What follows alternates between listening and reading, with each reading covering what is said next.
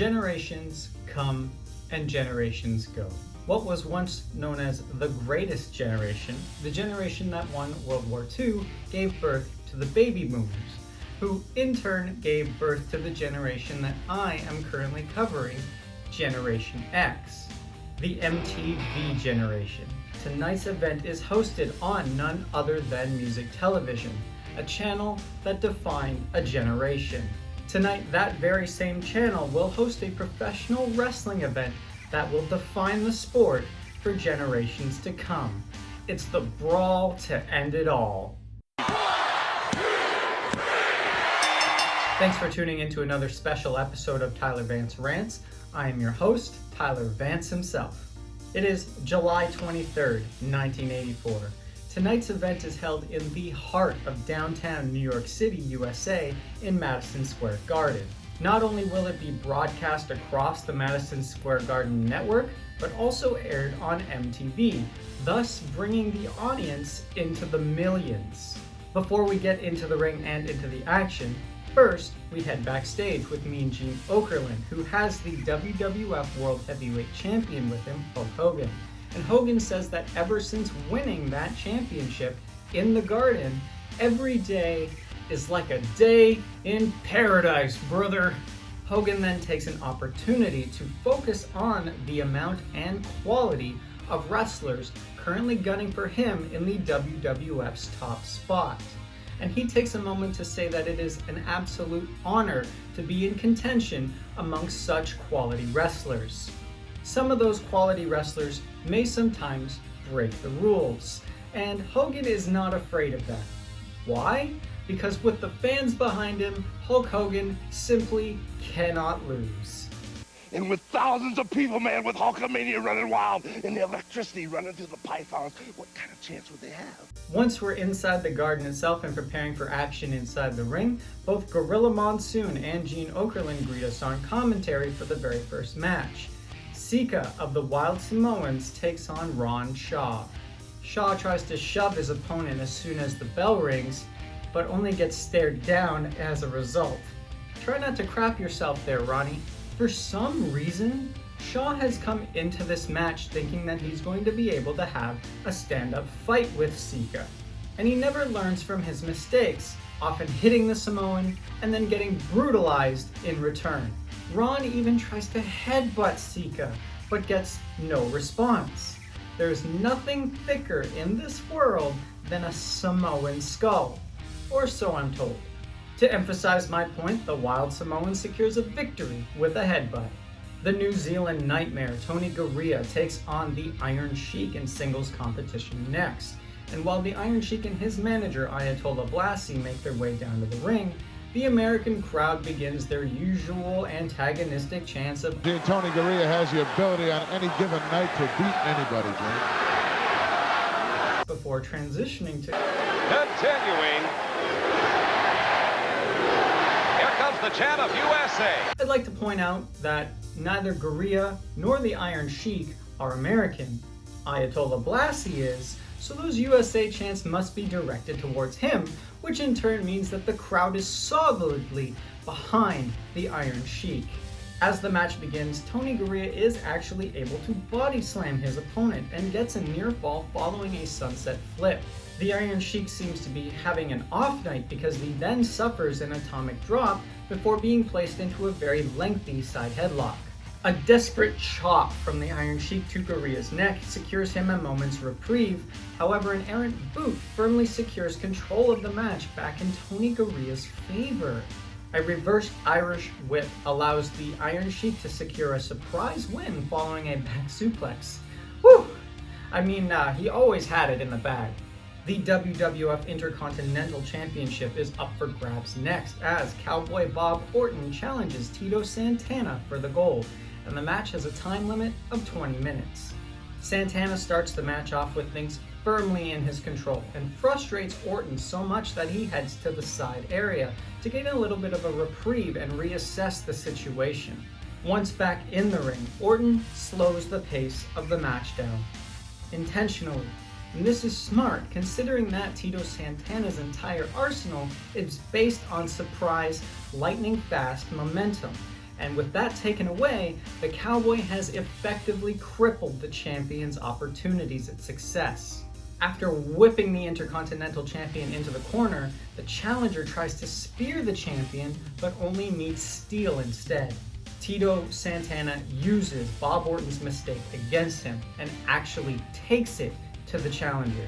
Orton fights back with some kicks and punches of his own and actually gets a near fall following a power slam.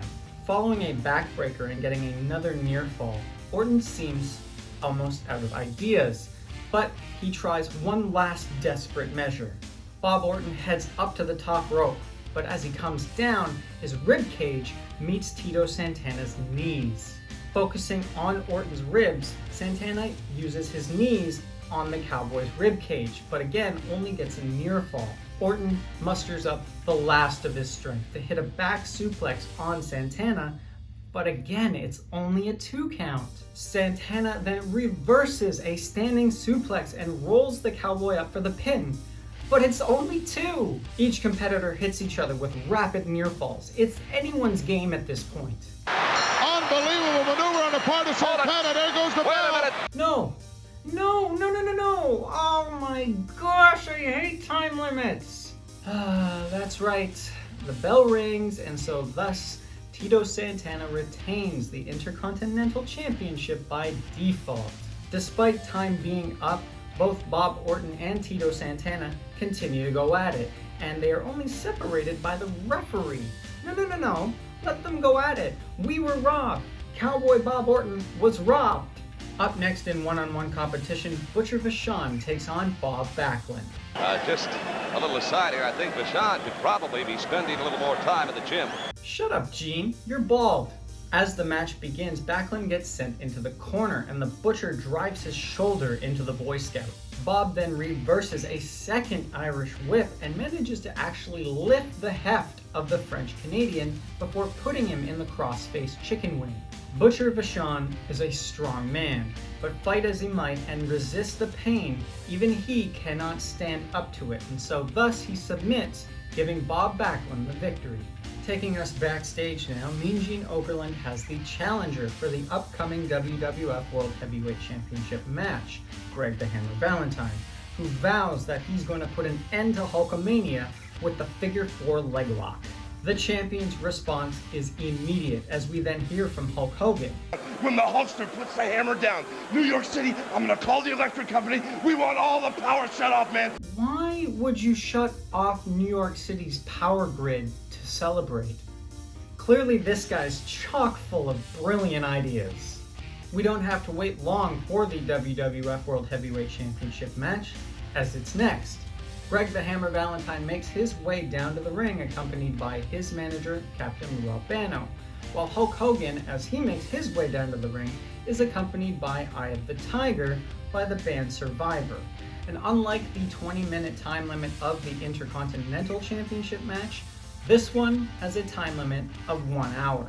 The Hammer smashes into Hogan as soon as the bell rings, but the champion fights back with blows of his own. Hogan is able to stay on top of Valentine for the rest of the opening minutes of the match until the Hammer hits Hogan with a back suplex. At this point, it's all Valentine until the Hulkster is able to hit a suplex of his own. A shoulder breaker into a huge boot from Hogan sends Valentine outside of the ring. So the Hulkster follows, and the two end up fighting briefly on the outside. Valentine regains the advantage once the pair of them are back in the ring, and he drags Hulkster's legs outside of the ring before issuing some serious damage with a steel chair.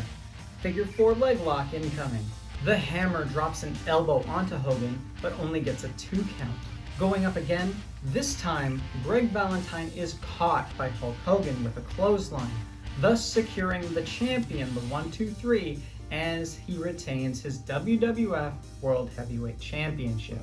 Antonio Inoki, the current WWF World Martial Arts Champion, takes on Charlie Fulton next in a non-title match. Fulton is usually decent in the ring, but even he is no match for the level of skill that Inoki employs, who hits Fulton with several martial arts moves and technical holds. A kick to the back of Charlie Fulton's head secures Antonio Inoki the W. Our third of 4 championship matches is next, as the WWF World Tag Team Champions, Adrian Adonis and Dick Murdoch, defend their championships against the Cobra Corps, Sergeant Slaughter's, and Sergeant Terry Daniels. Let's see how the Cobra Corps handles themselves in a live fire environment. The match itself also has a 1-hour time limit, similar to the WWF World Heavyweight Championship match that preceded it, and both Murdoch and Daniels start things off respectively for their teams. Impressively, Daniels is able to keep the pace with his opponent in the opening moments of the match. Adonis is tagged in, as is Sergeant Slaughter, and the duo engage in some chain wrestling before Sergeant Terry Daniels is tagged back in for the Corps. A wicked chop Oh, what a chop! incenses Sergeant Terry Daniels, who then goes on a rampage. Adonis retreats and tags Murdoch back in, leading to Sergeant Terry Daniels tagging Sergeant Slaughter back in for his team. The Marine fires on all cylinders and continuously stays on top of the champions. Adrian Adonis and Dick Murdoch eventually manage to get their own moves in edgewise once Terry Daniels is tagged back in, and they trap the Cobra Corps Commando behind enemy lines. Daniels looks to be in serious trouble, but he remembers his training and reaches deep down and manages to get a desperate standing dropkick before he tags his superior back into the ring, who immediately puts Dick Murdoch into the Cobra Clutch. Adonis has no choice but to intervene, and so all 4 men end up in the ring at the same time as the referee loses absolute control.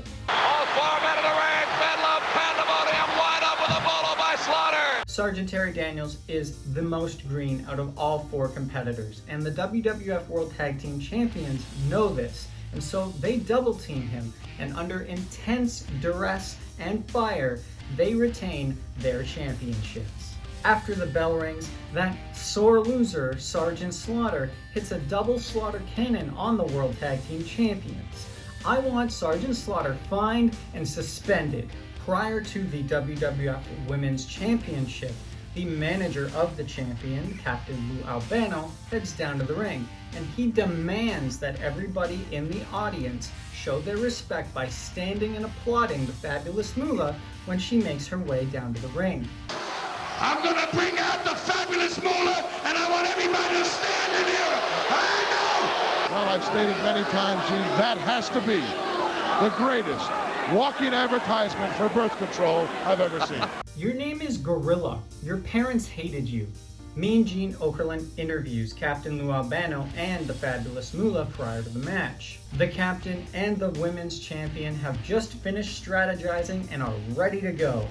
Okerlund then insinuates that Cyndi Lauper's training regimen with Wendi Richter was far superior than that of the captains when it came to training the fabulous Moolah for this match.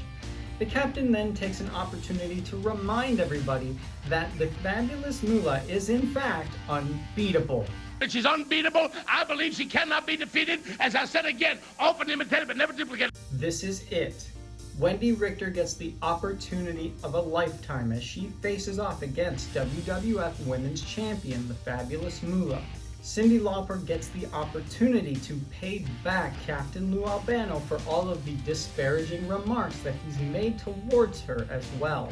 It's the brawl to end it all. Wendi Richter makes her way down to the ring, flanked by Cyndi Lauper and the pop star's entourage, all while girls just want to have fun, blast through the arena. Coming down Madison Square Garden has gone bananas! The crowd goes absolutely ballistic when Cyndi Lauper is introduced to them. Cyndi Lauper!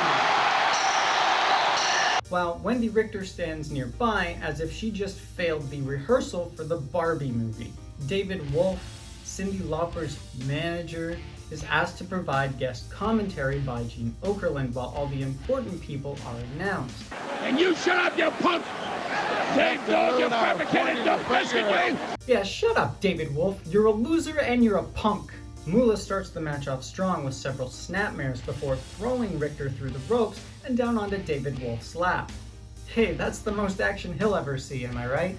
The women's champion then pulls Richter back into the ring by her hair, all to the protest of Cyndi Lauper. Hey, you're wasting your time on that one, Cyndi. I've tried my best with these referees. Both women then miss their respective splashes before they end up tangled up in the ropes. Moolah stays on top of Richter, avoiding a shoulder tackle in the corner, all while Wendi recoils in pain. The fabulous Moolah then tries to use the ropes to avoid Wendi Richter's rebuttal, but only ends up getting caught in them. The dirty wench that she is, Wendi Richter kicks Moolah while she's down, trapped in the ropes as she is. Finally, the referee is able to free the women's champion, but now that she's in a weakened state, the challenger is practically free to do as she pleases. Wendi Richter calls for Cyndi Lauper to get up onto the ring and smashes the fabulous Moolah right in the head, right in front of the referee. Disqualification! A dropkick from Richter then sends Moolah down to the ground. Why is this match allowed to continue? Being the champion that she is though, the fabulous Moolah fights back. She gets a near fall following a monkey flip and a backdrop. On the second pin attempt, Moolah pulls Wendi's shoulders up off the mat by her hair. It's time to get a semblance of revenge. The women's champion then puts the challenger into a full Nelson and beckons Captain Lou Albano into the ring. You know, since Cyndi Lauper was able to get involved, why not the captain? He misses a punch on Richter, who dives to the mat and brings the fabulous Moolah down with her. Moolah puts Wendi into a reverse pin, and the referee begins to count down both women's shoulders. The referee counts 2, Richter gets her shoulder up, then the referee counts 3, and suddenly we have a new WWF Women's Champion. No, this can't be happening. The fabulous Moolah has held that championship since 1978. Captain Lou Albano said she was unbeatable. What's going on? Moolah is so angry that she drop kicks the referee before Captain Albano tosses him out of the ring. You should have disqualified Richter and Lauper when you had the chance. Wendi Richter and Cyndi Lauper then embrace in the middle of the ring as Richter's dream is realized to the tune of She-Bop.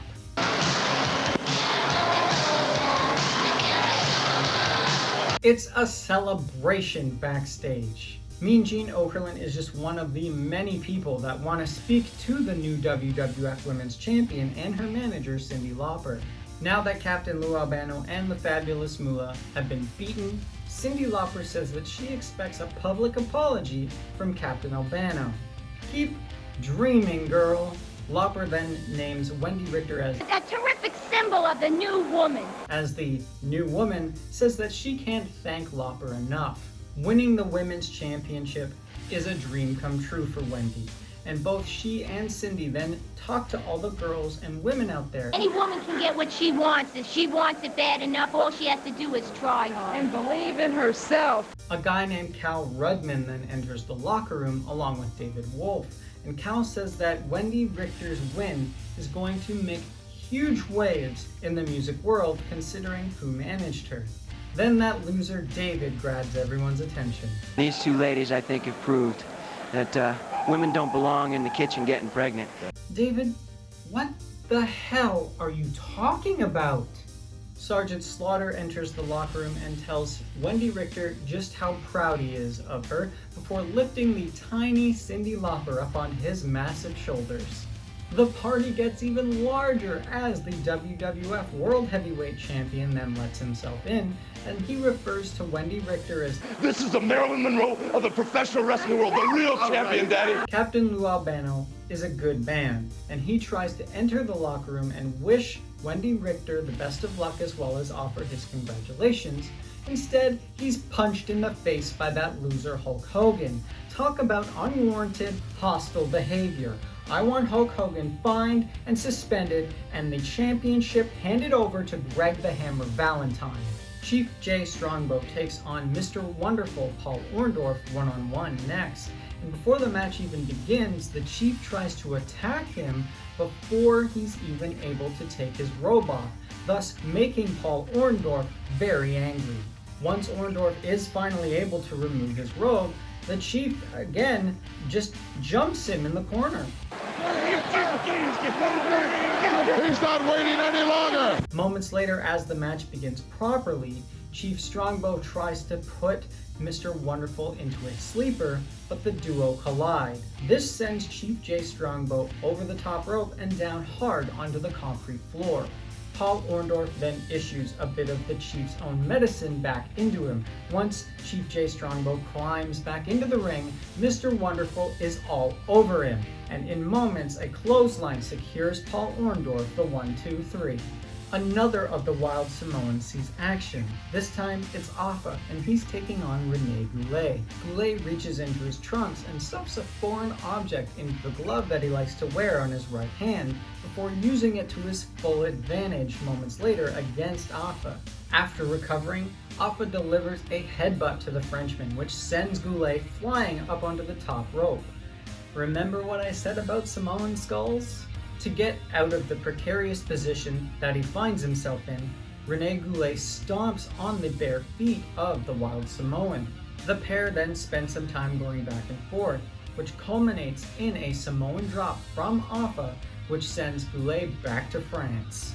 The main event of the Brawl to end it all is a 20-man Battle Royal. For those that are unaware of what a Battle Royal is, allow me to explain. All 20 men will get into the ring and they'll wait for the bell to ring. But once it does, all gloves are off.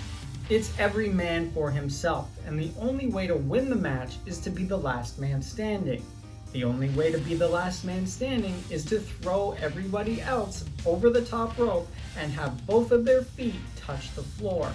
Sika, Jose Luis Rivera, Butcher Vachon, Antonio Inoki, Tony Garea, Chief J Strongbow, Afa, Steve Lombardi, Dick Murdoch, Cowboy, Bob Orton, Adrian Adonis, Rene Goulet, Ron Shaw, Charlie Fulton, Sergeant Terry Daniels, the Iron Sheik, Tito Santana, Mr. Wonderful Paul Orndorff, Sergeant Slaughter, and Samu are the 20 men that will be competing in this Battle Royal.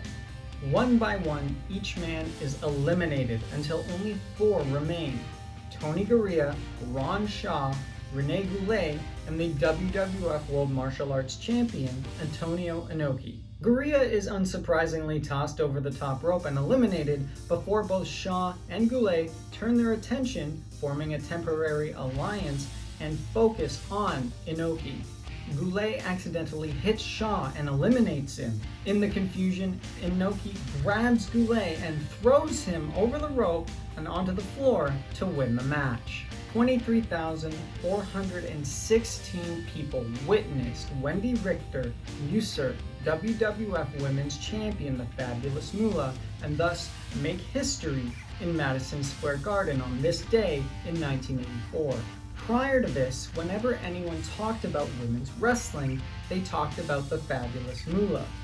After this, all anybody could talk about when it came to women's wrestling was Wendi Richter.